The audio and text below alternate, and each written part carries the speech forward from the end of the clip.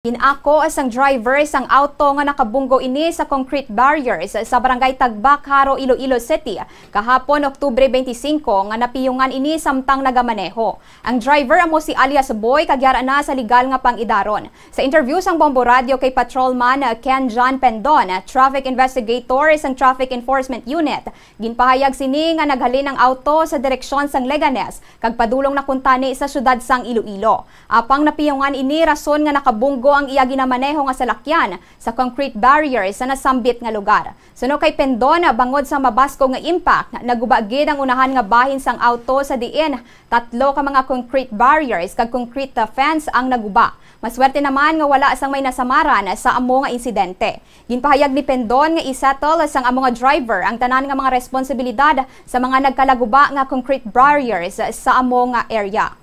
Sa initial natong investigasyon, may isa ni kaslakyan niya ka-travel halin sa direksyon sang Leganes Iloilo, going towards sa may Iloilo City. Mapupuli niya siya kuntani. Tulugan siya, base sa iya na tulugan na piyungan siya pag flat niya. Nakaigo niya sa may sa may concrete barrier nga nakabutang diri sa may tunga sundalano naton rason sang paglibot or pag gamay nga paglibot sining yang slakyan. So 60 degree lang nagitadlong nagtadlong lang. Nabatian ang pahayag ni Patrolman Ken John Pendon.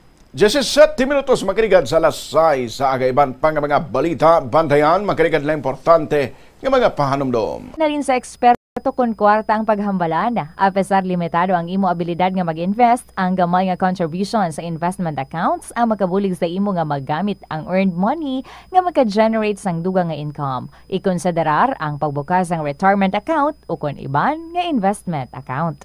Ini nga pahanumdom ang ginadulong sa imo sang the #1 and most trusted radio network in the country, Bombo Radio Philippines. Basta Radio Bombo! Yari ang mga simpleng nga paagi agud makakinot sang tubig. Tinguba ang mga lalabahan kag tinguba man ang 18 minutos na makarigad sa alas 6 sa agapan ikaw ka Bombo nga nagalantaw nga nagapamati sa Bombo News and Views Morning Edition.